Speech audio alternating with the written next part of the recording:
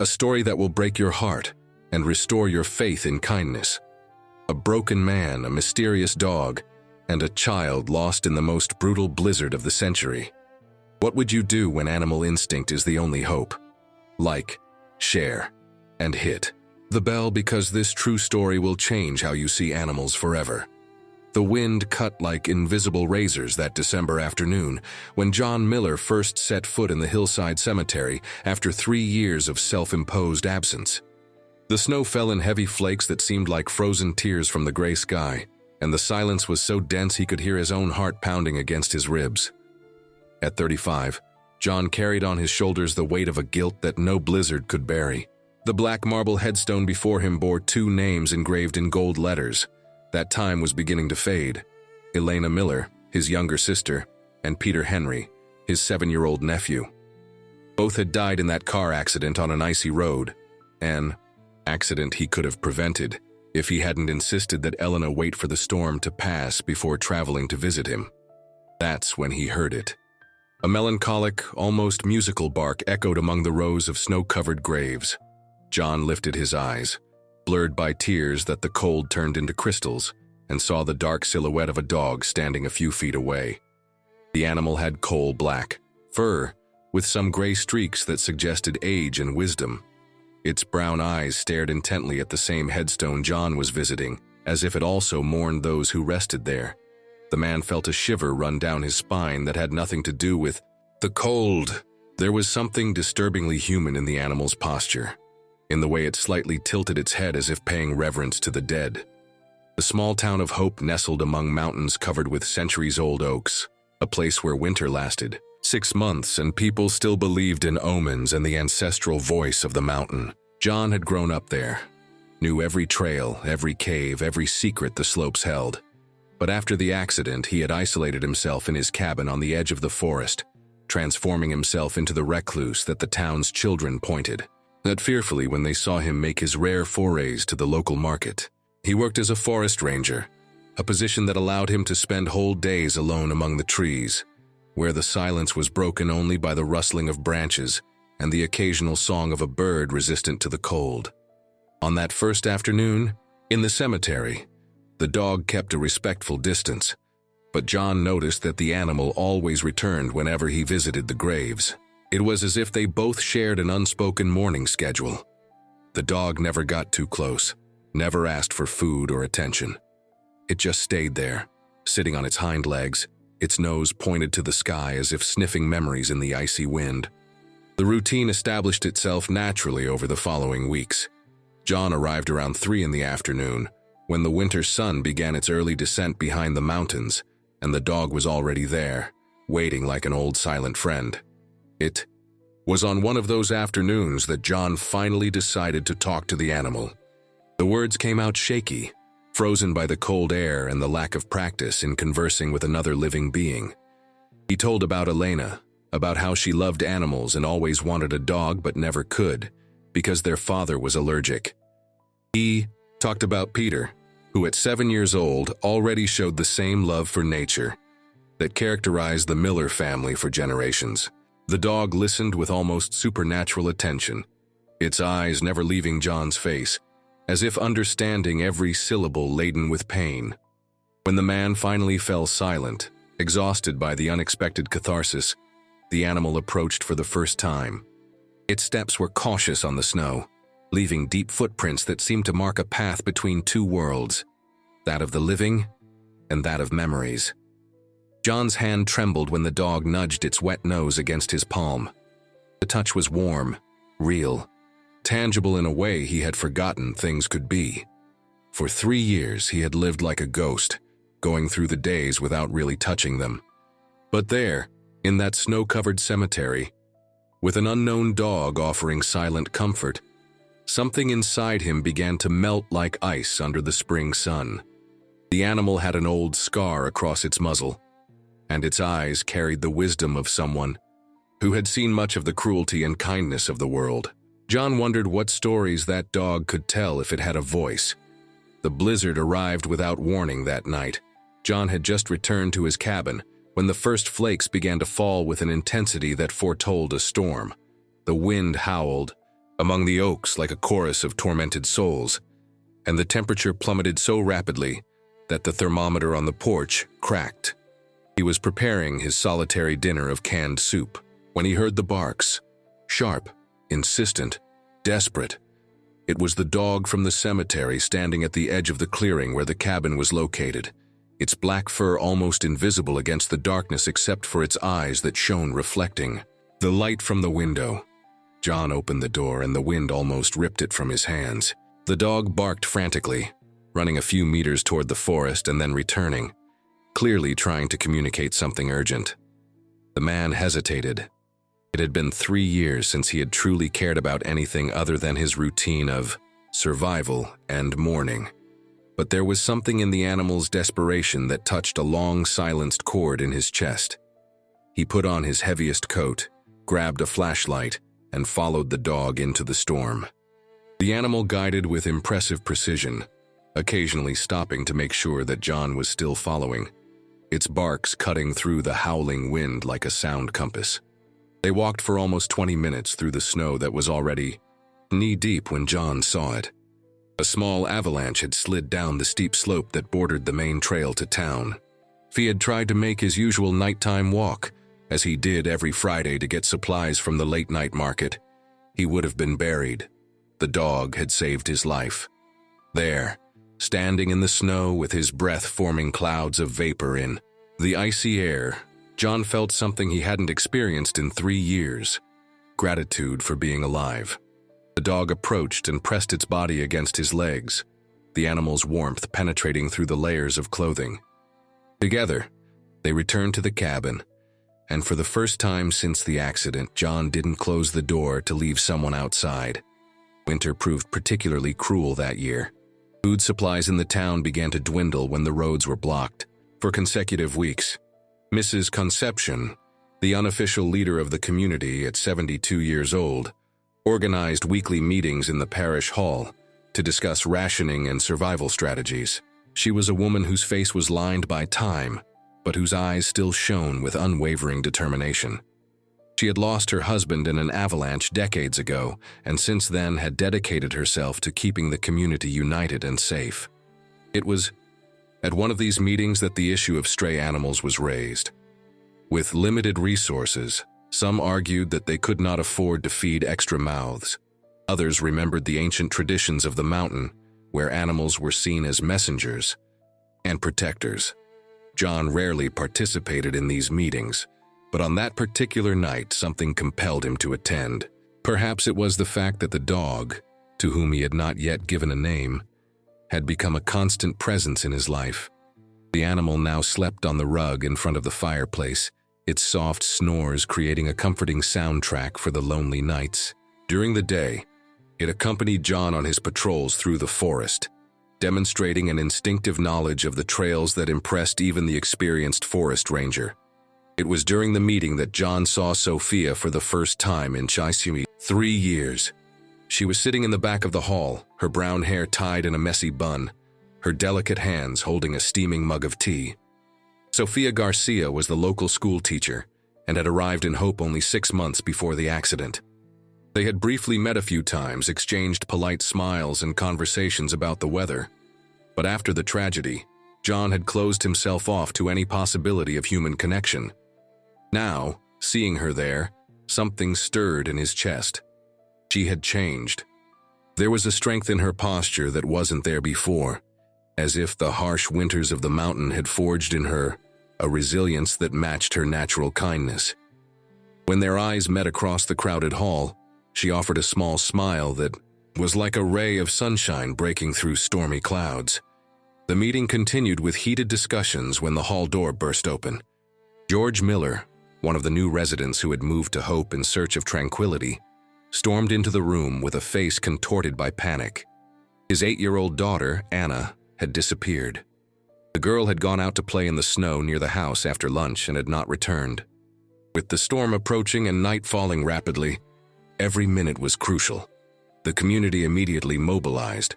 Search parties were organized, but Mrs. Concepcion, always pragmatic, reminded everyone of the safety protocols. With reduced Visibility and the risk of avalanches, searches would have to be cautious and limited to the safer areas. John felt the dog stir beside him. The animal, which had insisted on accompanying him to the meeting and waited patiently outside, was now scratching at the door and barking with an urgency he recognized. It was the same type of bark from the night of the avalanche. Ignoring curious glances, John opened the door. The dog immediately ran a few meters toward the forest, stopped, looked back, and barked again. The message was clear. Sophia was the first to approach. There was understanding in her green eyes when she gently touched John's. Armand said that she believed in the animal's instinct. Mrs. Concepcion, on the other hand, was skeptical. The rules were clear. Organized searches following established protocols. They couldn't risk more lives based on the behavior of a stray dog. The ensuing discussion was tense. John, who had spent 3 years avoiding confrontations and social interactions, surprised himself by vehemently defending the dog. He told about the avalanche, about how the animal demonstrated supernatural knowledge of the mountain. Sophia supported him, reminding everyone of the old stories about mountain dogs that guided lost travelers to safety. But it was George, the desperate father, who made the final decision. Kneeling before the dog, he pleaded with tears in his eyes for the animal to find his daughter. The dog licked the man's face and ran into the forest. John grabbed his emergency equipment and followed, with Sophia insisting on accompanying them despite protests. The forest at night during a blizzard was an alien world of dancing shadows and distorted sounds. The wind created ghostly melodies among the branches of the oaks, and the snow blinded even with the powerful flashlights. But the dog moved with unwavering purpose, its black body occasionally disappearing into the darkness, only to reappear, meters ahead, always checking if its human followers could keep up. Sophia tripped on a hidden route, and John instinctively caught her before she fell. The brief contact, even through the thick layers of clothing, sent an electric current through his body. She murmured a thank you, her voice almost inaudible over the roar of the wind. But her eyes said more than words could express. They had been walking for almost an hour when the dog stopped abruptly. Its barks changed, becoming softer, almost comforting. John illuminated the area with his flashlight and his heart almost stopped. There, partially buried under a pile of fresh snow, was a small pink backpack. It was Anna's. The dog was already digging frantically a few meters ahead, its powerful paws throwing snow in all directions.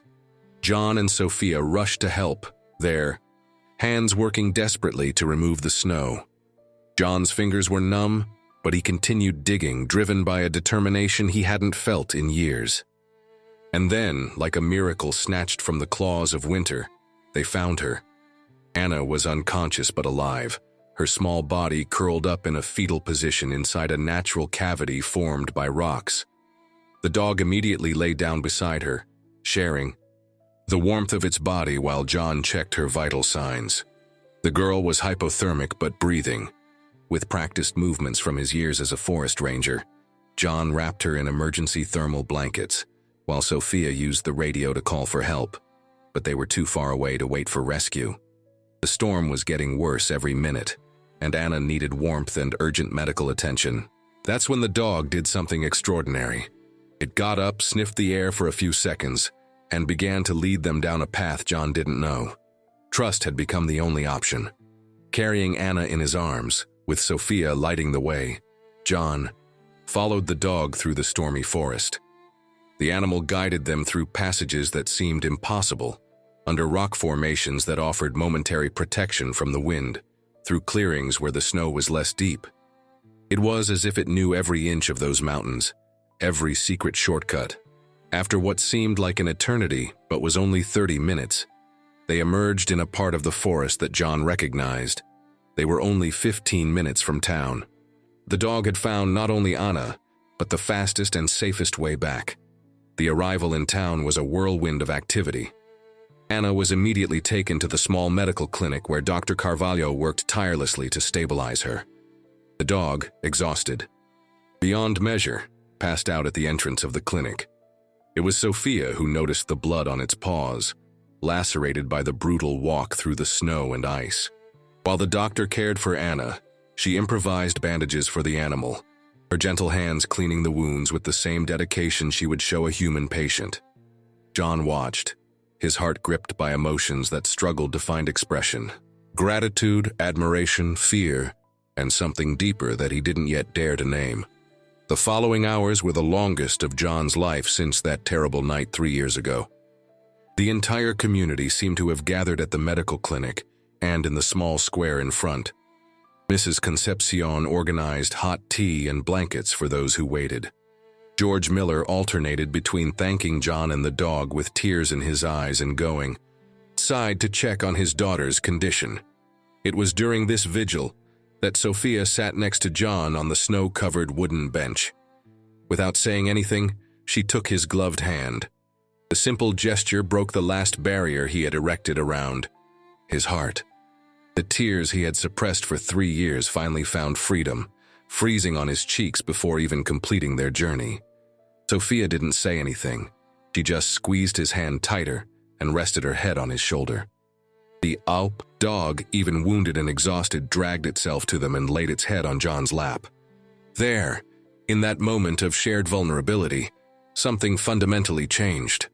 The walls that John had built didn't dramatically crumble. They simply dissolved like snow under the spring sun. When Dr. Carvalho finally emerged with a tired but genuine smile announcing that Anna would be fine, the square erupted in celebrations. But John barely heard. His world had shrunk to the warmth of Sophia's hand in his, and the comforting weight of the dog's head on his lap. The following days brought profound changes to Hope. Anna recovered completely, becoming a constant presence alongside the dog that had saved her. She insisted on visiting him every day while he recovered from his injuries, bringing hidden treats and whispering secrets in his attentive ears. The community, touched by the animal's heroism, abandoned any discussion of limiting resources for stray animals. Instead, Mrs. Concepcion led the creation of a makeshift shelter, where stray dogs and cats could find food and protection during the cruel winter months.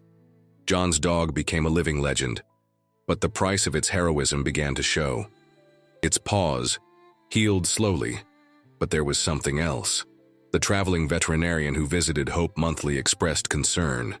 The extreme exertion of that night had aggravated a pre-existing heart condition.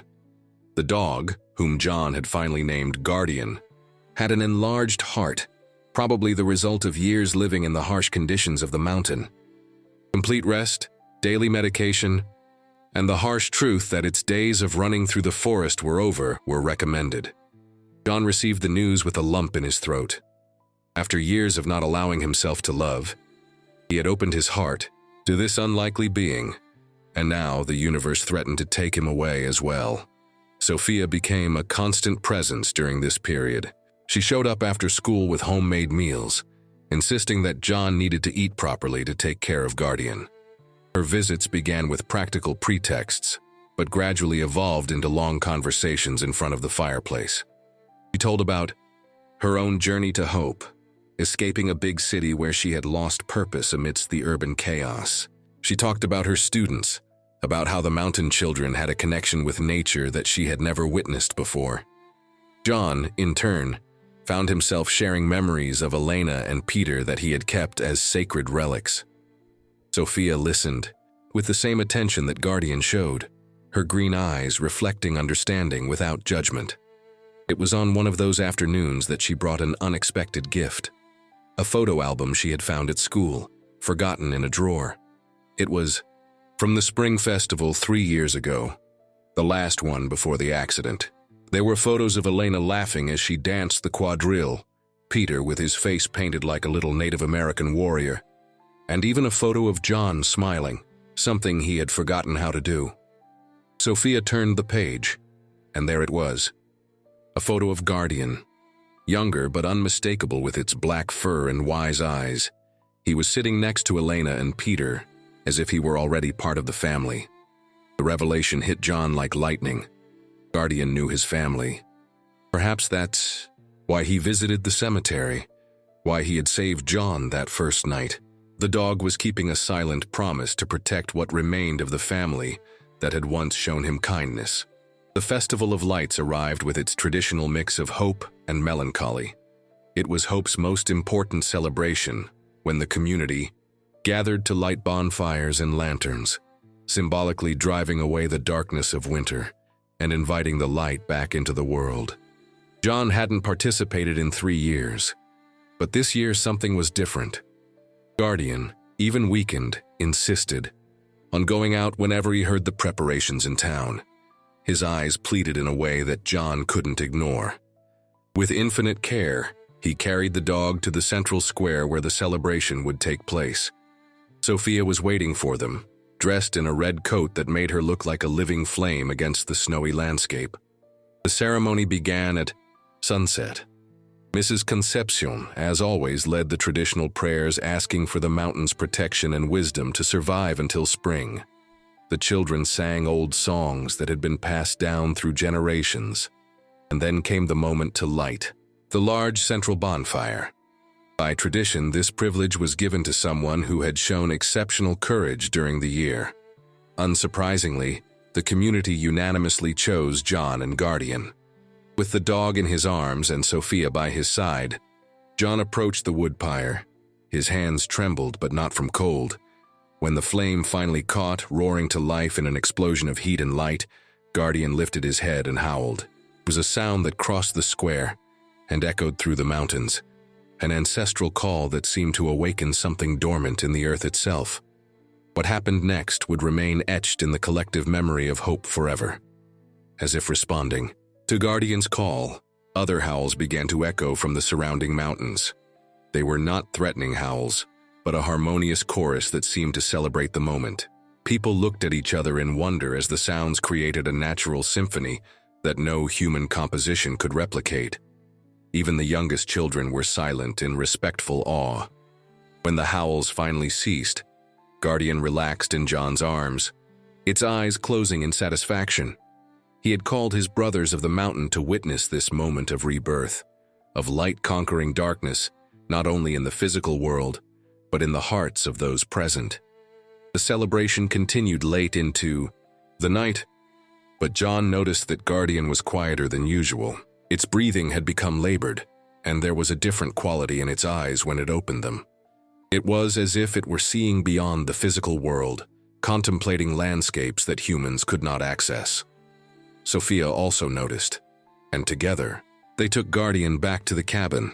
The dog insisted on stopping at the cemetery on the way, its steps slow but determined on the snow. In front of Elena and Peter's graves, it sat down one last time, its muzzle raised to the starry sky. John knelt beside it, tears flowing freely now. Guardian turned and licked his face, a gesture of comfort and farewell. The three returned to the cabin in sacred silence. John lit the fireplace and prepared Guardian's favorite spot on the rug. Sophia made tea and sat with them on the floor, her presence a silent comfort. Guardian lay down between them, its head on John's lap and its tail touching Sophia's knee, connecting them in a circle of love and acceptance. The hours passed marked only by the crackling of the fire and the increasingly soft breathing of the dog. John told stories about their adventures together, about how Guardian had taught him to live again. Sophia softly hummed a lullaby that her grandmother used to sing, her sweet voice blending with the wind outside. When the clock struck midnight, Guardian opened its eyes one last time. In them, John saw not sadness but profound peace. The dog lifted its paw with effort and placed it on John's hand, a final gesture of connection. Then, with a sigh that seemed to carry the weight and lightness of a life well lived, Guardian passed away. Its body relaxed completely, but there was an almost perceptible smile on its muzzle, as if it had finally found those it had protected in life waiting for it on the other side. John sobbed, hugging the still warm body, and Sophia enveloped him in her arms, the three united in a moment of mourning and gratitude that transcended words. Guardian's funeral was an event that united all of Hope. By unanimous decision of the E community, he was buried in the hillside cemetery, near the graves he had faithfully visited. Mrs. Concepcion, breaking centuries-old protocols, allowed an animal to be buried on consecrated ground, declaring that Guardian had shown more humanity than many humans.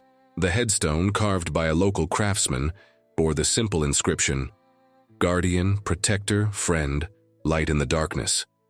Anna placed her favorite doll on the grave, saying that Guardian might need something to protect in heaven. Other residents brought flowers, candles, and small tributes. Even those who had been skeptical about stray animals attended, touched by the story of sacrifice and unconditional love. In the months that followed, profound changes occurred in Hope. The Mountain Guardians program was officially established, training local dogs in search and rescue with the help of specialists brought from the capital. John, emerging from his isolation, became the program coordinator, his experience with Guardians serving as the basis for the training methods. He discovered renewed purpose in teaching others about the deep connection possible between humans and animals. Sophia remained by his side, first as a friend, then as something more. The love between them grew naturally like mountain flowers in spring, resilient and beautiful in its simplicity. The cabin that had been a refuge of isolation transformed into a home. Sophia gradually moved in, bringing color and life to the spaces that had known only shadows. They adopted 2 abandoned puppies found near the forest, naming them Elena and Peter, in honor of the memories they could now celebrate instead of just mourn. The dogs grew strong and intelligent, demonstrating traits reminiscent of Guardian in their mannerisms and protective instincts. The house echoed with playful barks and laughter, sounds that John thought he would never hear again in his life. A year after Guardian's passing, on the anniversary of Anna's rescue, something extraordinary happened. The girl, now 9 years old and full of life, insisted on visiting her savior's grave. As the family gathered in the cemetery, she excitedly pointed to the entrance. There, sitting in the same dignified posture that Guardian used to adopt, was a puppy, black as night with a small white star-shaped patch on its chest. Its eyes carried the same ancestral wisdom, the same knowledge that transcended the mundane. Anna ran to it, and the puppy greeted her as if it had known her forever. When she brought it close to Guardian's grave, the little dog howled softly, a sound that was answered by the wind in the trees, as if the mountain itself recognized the continuation of a legacy. John and Sophia adopted the puppy, which Anna insisted on naming Hope.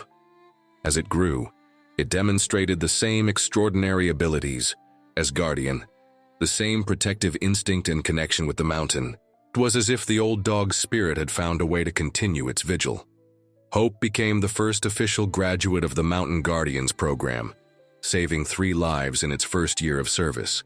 But more than its rescue skills, it carried forward the most important lesson that Guardian had taught: that love knows no boundaries between species, that loyalty transcends death, and that there is always hope, even on the darkest nights of winter. Hope flourished in the following years. The rescue program became a model for other mountain communities. Visitors came from afar to know the town where a dog had changed so many lives. The hillside cemetery became an informal pilgrimage site, where people brought their own animals to pay respects to the original Guardian. John wrote a book telling the story, with the profits going to the animal shelter. Sophia expanded the school program to include education about the relationship between humans and animals, teaching children about responsibility, compassion, and the kind of love that asks for nothing in return. On a spring afternoon, 5 years after that first afternoon in the cemetery, John was again in front of the graves, but this time he wasn't alone. Sophia was by his side, her belly rounded with the child who would soon join their family. Hope and its adopted siblings played respectfully among the headstones. Anna, now a teenager, arranged flowers on the 3 graves they visited regularly. The sun shone warmly after the long winter, and the oaks whispered ancient secrets in the gentle breeze. John held Sophia's hand and smiled, a smile that reached his eyes and illuminated his face in a way that completely transformed him. There, in the place where it all had begun with pain and loss, John understood the fundamental truth that Guardian had been trying to teach from the beginning. Love is not diminished by death. It is transformed, passed on, multiplied in every act of kindness and courage. Elena and Peter lived not only in his memories but in every life saved by the program, in every child who learned to respect animals, in every moment of connection between species. Guardian had been the catalyst, but the real magic was in the human capacity to open the heart again after loss, to choose love over fear, connection over isolation. As the sun set, painting the mountains in gold and crimson, John's expanding family began the walk back home. Hope led the way with the same confidence as its predecessor, occasionally stopping to ensure that everyone was following. The moment they crossed the cemetery gate, a chorus of howls echoed from the mountains. It wasn't sad or lonely, but jubilant, as if all of nature was celebrating the continuity of life and love. John stopped and raised his face to the sky, letting the ancestral sound penetrate his soul. He knew with absolute certainty that Guardian was there somehow, watching over them from the eternal trails of the mountain. Life in Hope continued with its seasonal rhythms. Harsh winters still tested the community's resilience, but now they faced the challenges united, knowing that they had four-legged guardians ready to help. The shelter thrived, becoming a regionally recognized rehabilitation center. Young couples moved to the town, attracted by the story of community and connection that had become legendary. Sophia's school grew, needing assistance to help with the increasing number of students. And at the center of it all was the legacy of a dog that had refused to let love die in the cold of winter.